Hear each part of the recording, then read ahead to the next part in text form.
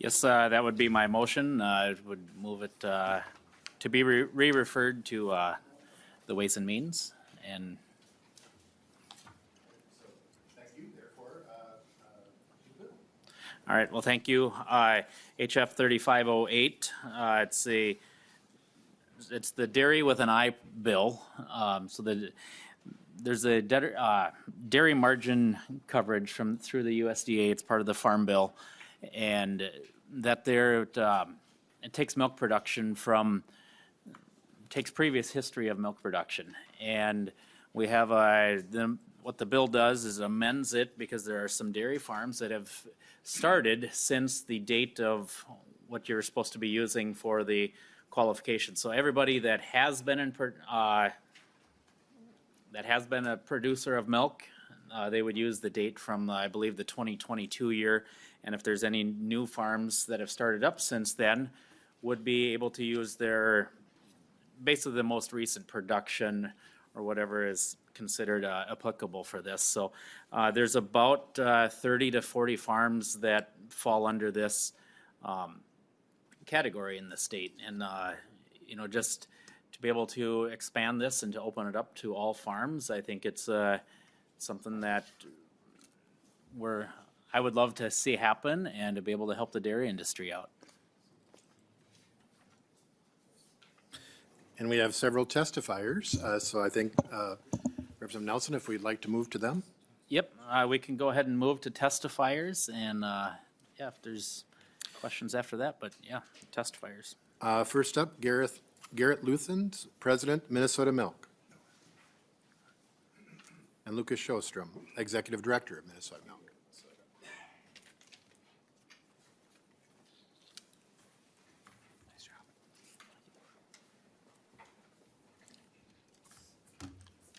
Welcome, and state your name for the record. Thank you, Chair and committee members. See if this is any better. It's Soft. I'm there. Hello, Chair, committee members. My name is Garrett Luthens. I serve as president of Minnesota Milk, and also I operate Skyview Dairy out of Hutchinson, Minnesota. It is a privilege to be here with you today and talk about Minnesota's rural dairy economy. There should be handouts for you guys that's going to be referring to the dairy deliverables. It's a data set that we've provided, and the referencing is from the International Dairy Foods Association. Right now, the dairy sector is driving $27 billion in total economic impact in our state. That is a 5.4% of Minnesota's GDP. Beyond the dollars, it's about the people. The dairy sector supports 88,000 total jobs. From that, 24,000 people are working directly on our farms and in the milk processing plants, to include the 63,000 indirect jobs in transportation, veterinary services, and construction that relies on us as a business. Every time a cow is milked in Minnesota, it creates a ripple effect through our economy, through wages that can put food on the table. Also, I want to touch briefly on the beef economy, because the two are in sync. The current strength in the beef market has been a crucial stabilizer for many of our dairy producers in Minnesota. The value of the beef is keeping many dairy farms cash flow positive during a volatile time in the milk cycle. It is a reminder that agriculture is not just silos, it's an ecosystem. Looking forward, we are not just preserving what we have, we're building the next generation. This is why we're excited about the Dairy with an Eye program. This program is more than just a safety net, it's a launch pad. It gives new and beginning farmers the risk management tools they need to survive there for the now and for the future. We have a lot of talent in this room today amongst our dairy farmers and staff, and to dive a little bit deeper into specific policies that we do pull on and to keep these numbers trending up, I'm going to hand it over to Lucas, our Executive Director. Welcome. State your name for the record. Mr. Chair and members, Lucas Sjostrom, Executive Director of the Minnesota Milk Producers Association. Thank you, Mr. Chair, for allowing us to present this bill this morning. Thank you, Representative Nelson, for sponsoring this bill. Because of the order of things and the timing of things, Mr. Chair, I'm going to make sure to give my time to, we've got, I think, 3 more testifiers at least, if that's okay. And if we have time for a Dairy Day at the Capitol presentation, which includes ice cream, then I'll come back up here. So without further ado, we do have one more person who I know wants to come up. Rochelle Cranky's a dairy farmer from the Lester Prairie area. So if she could be added, if that's okay, Mr. Chair. Otherwise, I'd ask you to continue on with testifiers, and I'll come up if time allows. Thank you very much. If the testifiers could come forward then.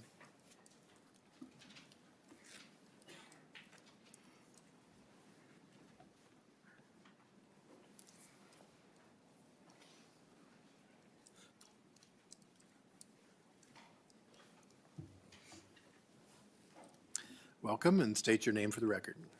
Thank you, Mr. Chair. My name is Emily Mollenhauer. I'm the State Director for Minnesota Dairy Initiative. As a state grant-receiving organization, MDI's mission is to provide technical and educational support to our dairy farmers rather than taking political positions. I'm here today to offer an on-the-ground perspective regarding the risk management concepts that are addressed in House File 3508. In the dairy sector, there's a constant reality of fluctuating milk prices, unpredictable weather and feed costs, and farmers carry an immense financial risk on their operations. For beginning farmers, this risk is even more magnified. They're just establishing their new operations and can often lack the capital reserves of established farms. For a new farmer, one bad year can be operationally devastating for them.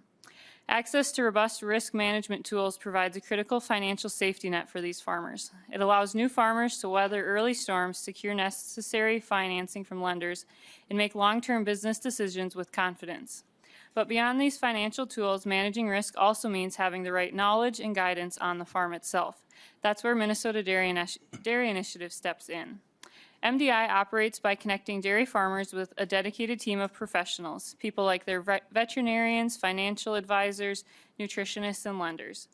This team of people helps them evaluate their operations and plan for the future. For a new farmer, having this technical roadmap is just as crucial as having financial guardrails. It's about building a sustainable, profitable business model from day one. We are incredibly grateful for the broad industry collaboration that makes this grassroots work possible, including the steadfast support of the Minnesota Milk Producers Association. Through partnerships like these, we ensure that when a farmer faces a challenge or wants to modernize their dairy, they aren't doing it alone. Ensuring that our next generation has both the financial tools and the on-farm advisory support to mitigate risk is absolutely essential for sustaining the future of Minnesota's dairy industry. Thank you. Thank you. Next. Thank you, Chair Hansen. Again, for the record, my name is Hunter Peterson. I'm with Minnesota Farm Bureau Federation. Just want to express our support for the Dairy with an Eye program, but also the changes made by Representative Nelson's bill. The Dairy with an Eye program helps to incentivize and enhance the usage of the federal DMC, Dairy Margin Coverage Program, which provides more farmers with protection in the event of low milk prices. When the legislature renewed this program during the 2023 session, program payment amounts were based on a farm's milk production in 2022. So this bill clarifies that dairy farms with no or with partial production during that year are eligible for the program. And as was stated, I think the kicker with that, of course, is that this will allow new dairy farms to participate, which is very important. So just want to thank Representative Nelson for bringing the bill forward. I'd like to thank Representative Smith for being a co-author, as well as Representative Cha, and appreciate the opportunity to testify in support of the bill. Thank you. Mackenzie Mealy. Welcome.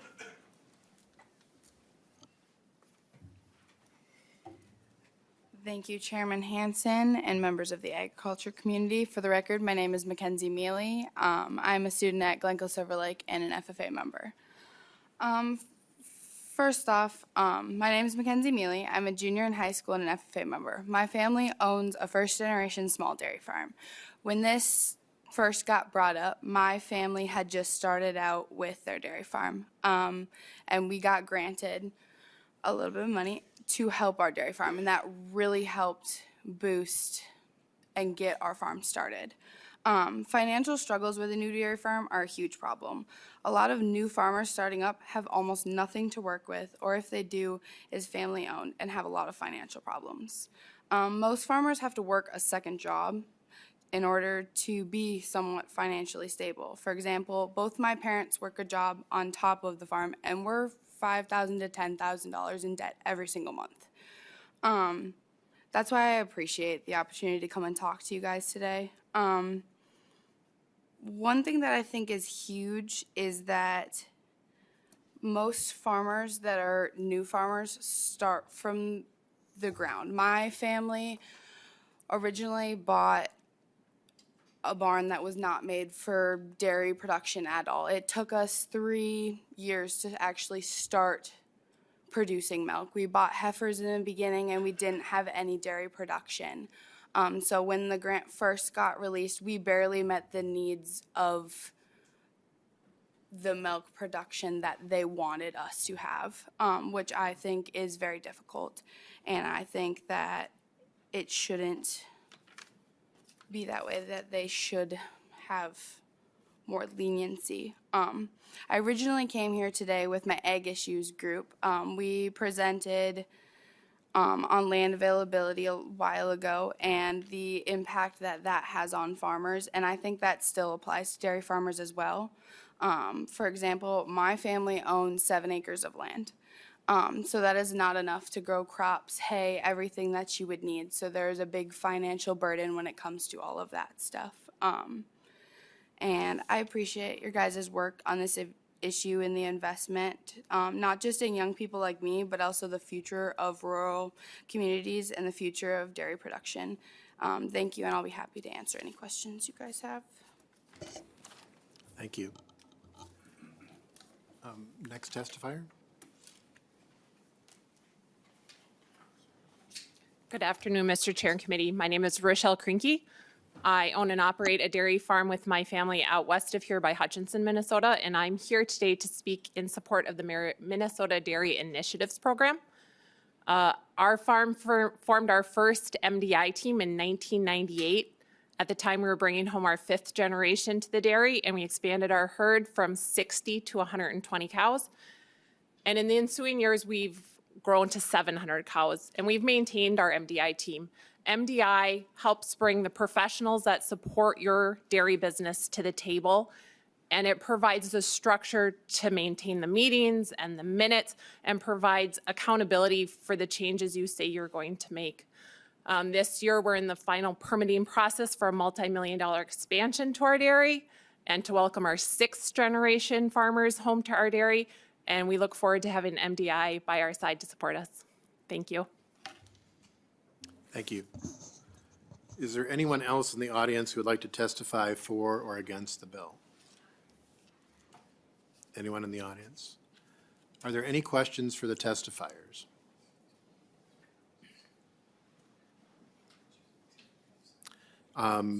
Representative Smith, I believe you have a A1 amendment. I do have that, Chair. I would like to move Amendment A1, and I would want to request a roll call on this amendment. Representative Smith, could you explain your amendment? So this amendment, so this is a good bill. I'm very proud to be the second author on this bill. In Olmsted County, we have dairy farms that will benefit from this bill. So I will be voting yes on this bill. But this also adds a unencumbered balance provision that if there is leftover money, this is not taking money from any dairy farms, but if there's leftover money after disbursement, that money goes into the local food purchasing assistant grant program, so that we can help Minnesotans in a time that they're really needed. Chair, I have some longer comments. Do you want, is this a good time for it, or should I wait until the amendment discussion? Maybe if there are questions to you on discussion on the amendment. Maybe you could talk now. Okay, I didn't want to preempt. And I just want to emphasize again what I said before. This is a good bill. This is not trying at all to get to the heart of this bill. But I do think this is a time where we should talk about folks who were not able to testify today to that bill. And I want to tell the story of one of those folks, a man named Joseph Myers. Mr. Myers worked as a farmhand on a dairy farm in St. Peter for 4 decades. 40 years of working on a dairy farm takes a toll on a body. Mr. Myers is now 58 years old. He's quoted as saying that job was the most painful job I ever had, he said. He's unable to work now because of the condition of his body. He now works 10 to 12 hours a week at the St. Peter food shelf, and he receives food assistance through the Federal Supplemental Nutritional Assistance Program, SNAP. I said receives, but I should say received. Past tense, because starting on April 1st, in just 35 days, he will no longer receive that food assistance that was critical to him. Because of the expanded work requirements imposed on him by federal Republicans in the Trump administration in the so-called One Big Beautiful Bill Act. And Mr. Myers is not alone. Again, in 35 days, somewhere between 25 and 30,000 Minnesotans will lose access to their SNAP benefits. Could be because, like Mr. Myers, the increase in age for able-bodied adults to work from 54 to 64, or it could be the elimination of a lot of categories of exemptions for SNAP benefits, like veterans, like people experiencing homelessness, like young adults aging out of the foster care system, or parents and caregivers with children between the ages of 14 and 18, all now left without that critical assistance that the federal SNAP benefit offers. Mr. Myers says, it gives me a headache, a big one. We're stocked up on stuff, so we're doing okay now.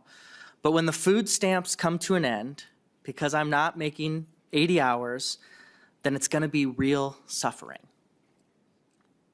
Suffering. And at the federal level, Republicans have the audacity to call that bill beautiful.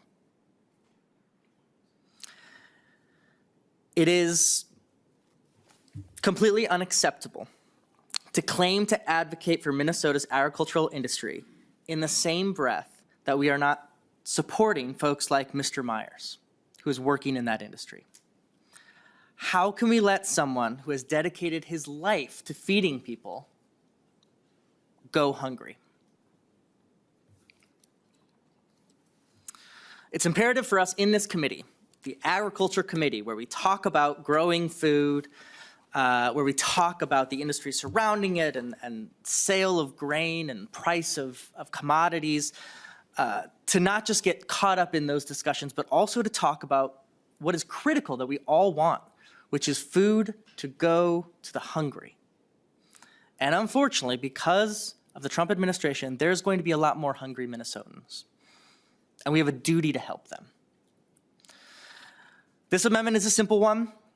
Our local food purchasing assistance program is something that has been bipartisan. It's a great program to help folks who need assistance get that assistance. It's not gonna be able to substitute for all the cuts in SNAP, but it will help. And I hope our committee as a whole will be dedicated to finding funding streams for this great program all throughout session, and I think this amendment is a good starting point for that. Thank you, Chair, and thank you, committee. Any further discussion on the amendment? Co-Chair Anderson. Thanks, Mr. Chair and Vice Chair Smith, for your words. Not quite sure, you mentioned 80 hours as being the work requirement. I don't believe it's that high from what I've read, but I don't know for sure. If you have the exact numbers. Representative Smith. I can double check with nonpartisan. I believe it's 80 hours, but it is a month, 80 hours a month, not a week, if that's helpful. Co-Chair Anderson. Hey, thanks again, Mr. Chair and Vice Chair Smith. I think before we would approve this, we should get some background of what the department feels is going to be utilized here. You know, this program originally was 8 million, and it was dropped to 7 million, and we worked to maintain a portion of it, and now it's down to $3 million. And I was at the dairy gathering last night, and folks were encouraged to sign up for the program because, like a lot of aspects in farming right now, not a lot of money in dairy either. Milk prices are down, production is up, and it's tight in dairy as well. So I would fully expect that this entire appropriation, as it's been whittled down from 7 down to 3 million, will be utilized. If somebody from the department could come up and give us a projection, I would certainly appreciate hearing what they think is going to happen when we open up this funding. I think they're deciding who's coming up. Commissioner Peterson?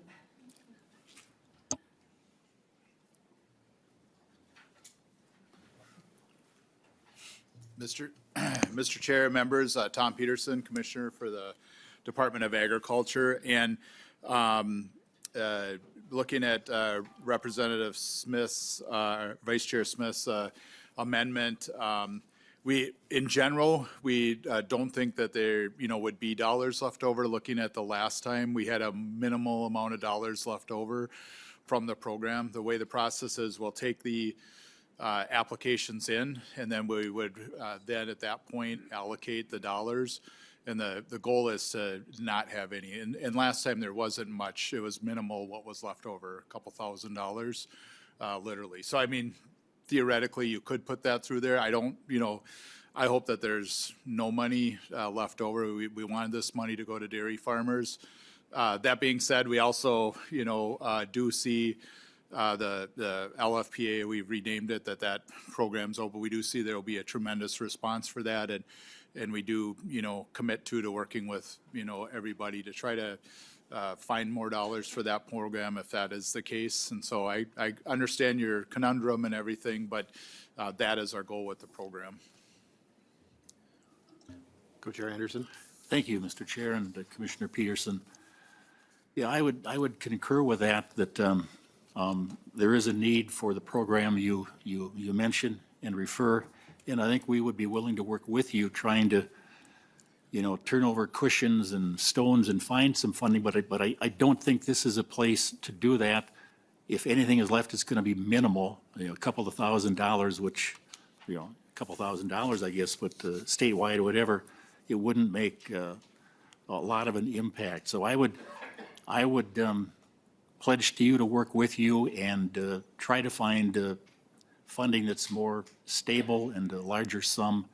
But for now, I would prefer to keep this $3 million intact for what it was intended for, the dairy margin protection plan, the dairy program here in the state. Is we've fought to keep this for 3, 4, 5 years when the feds couldn't get a farm bill done, and now they finally did something and we could make the program available.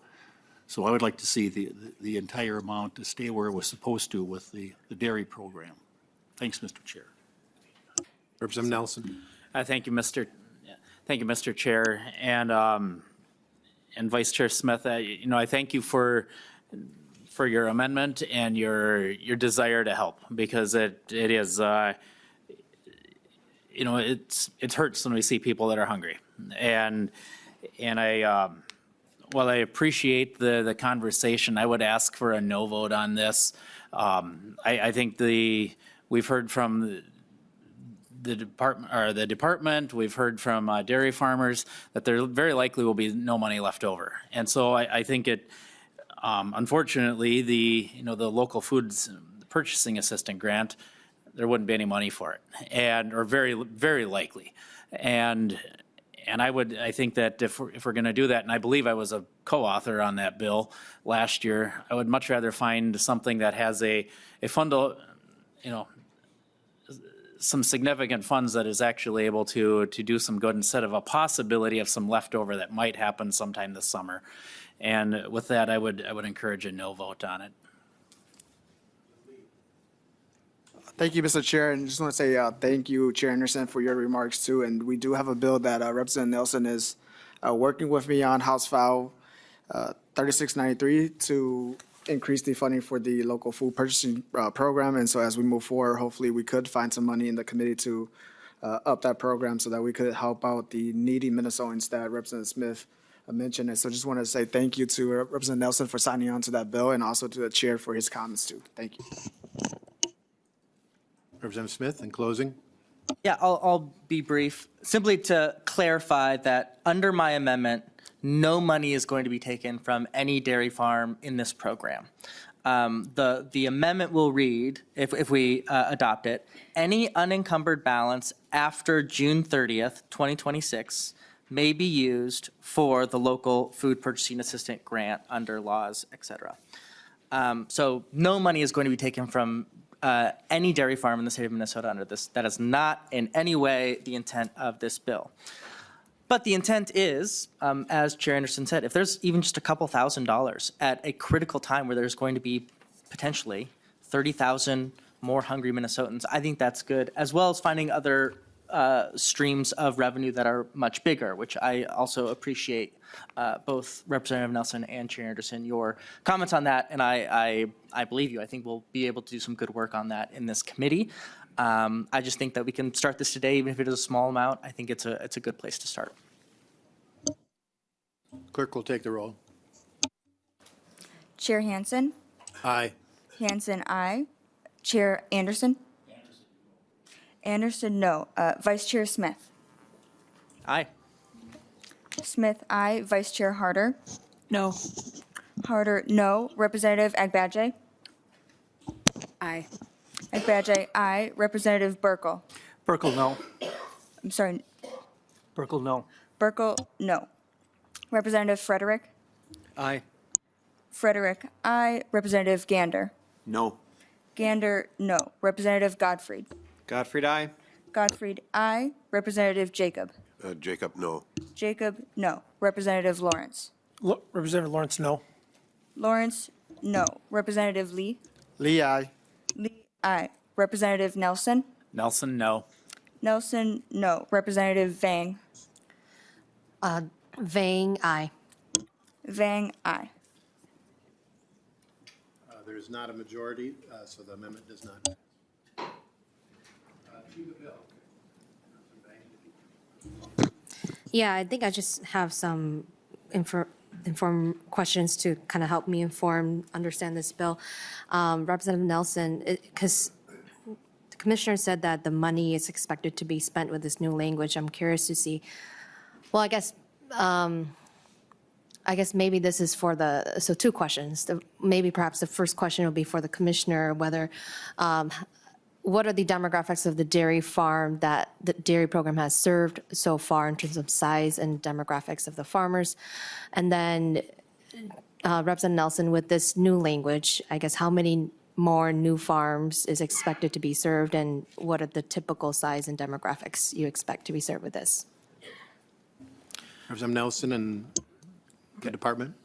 Mr. Chair and Representative Vang, to the second question, there's approximately 30 to 40 farms additional farms that will be served with this, and they are, of all the farms served within this, comes out of the $3 million pool. So it's not $3 million to 30 or 40 people, or 30 or 40 farms. It's to the whole pool of dairy farms in the state. And under the guidelines or the qualifications for the program,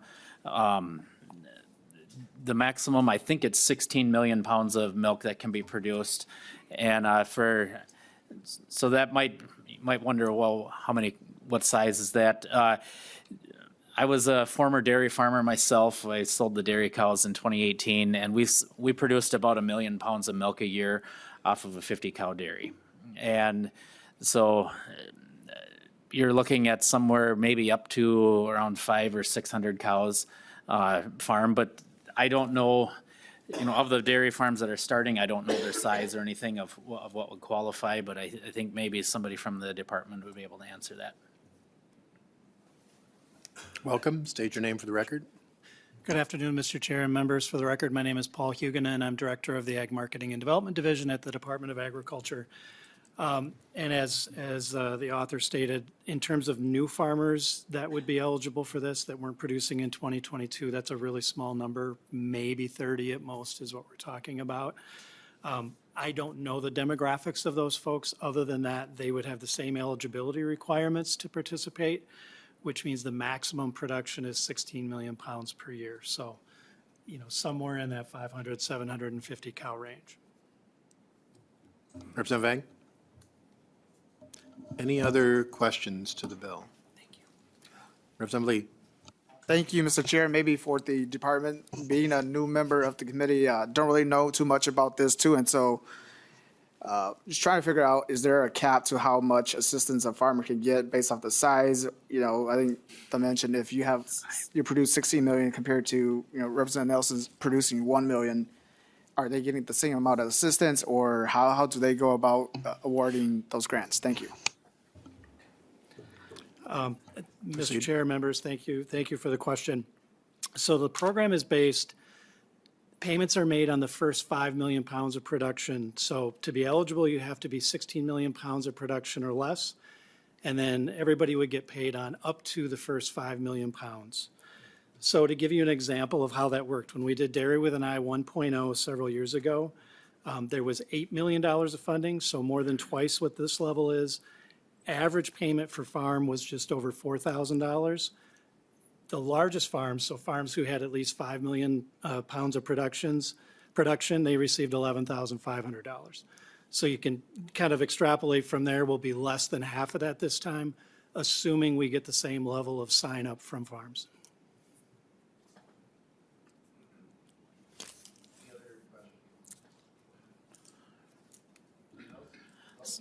So, well, thank you for entertaining this bill today.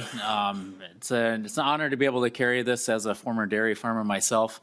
There was a publication it's called the Minnesota Dairy Star, and I don't remember, maybe the author still writes in there, but he was a columnist, and he tagged himself as a recovering dairy farmer, and so sometimes I will use that term because to Representative Smith, it is hard on your body. It is something that it does wear on your joints and your everything, and it is tiring work to do.